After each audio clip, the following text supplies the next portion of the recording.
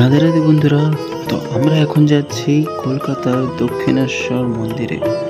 আমরা ওখানেতে গিয়ে দক্ষিণেশ্বরের মাতার দর্শন করব এবং অনেক আনন্দ করব। আমরা যেতে যেতে বর্তমানে আমরা গঙ্গার উপর দিয়ে যাচ্ছি, তোমরা দেখতে পাচ্ছ ব্রিজের উপর দিয়ে যাচ্ছি। না না, এটা হাওড়া ব্রিজ না, মা কালীর মন্দিরের একদম পাশাপাশি এটি অবস্থিত। এখান থেকে মা কালী মন্দির খুব অনায়াসে দেখা যায়। তো চলো আমরা এই মন্দিরের কিছু ইতিহাস জেনে নিই। 1855 সালের 31শে মে স্নানযাত্রার দিন প্রসিদ্ধ মানব দরদী জমিদার রানী রাসমণি এই মন্দির প্রতিষ্ঠা করেন। এই মন্দিরের দেবী কালীকে ভবতারিণী নামে পুজো করা হয়। ঊনবিংশ শতাব্দীতে বিশিষ্ট যোগী রামকৃষ্ণ পরমহংস এই মন্দিরে কালী সাধনা করতেন। কথিত আছে রানী রাসমণি দেবী কালীকে স্বপ্নাদেশ পেয়ে এই মন্দির প্রতিষ্ঠা করেন।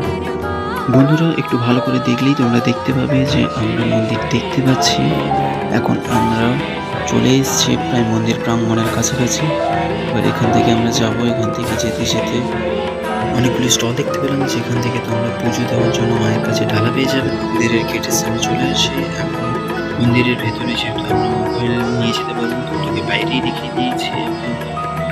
মায়ের দর্শন করলাম আর মাকে কতটা সুন্দর দেখতে সেটা দেখলাম, এবং ওখান থেকে আমরা বেরিয়ে পড়লাম শ্যাওড়াফুলিতে জল তোলার জন্য বাবা তারকেশ্বর ধামে যাওয়ার জন্য।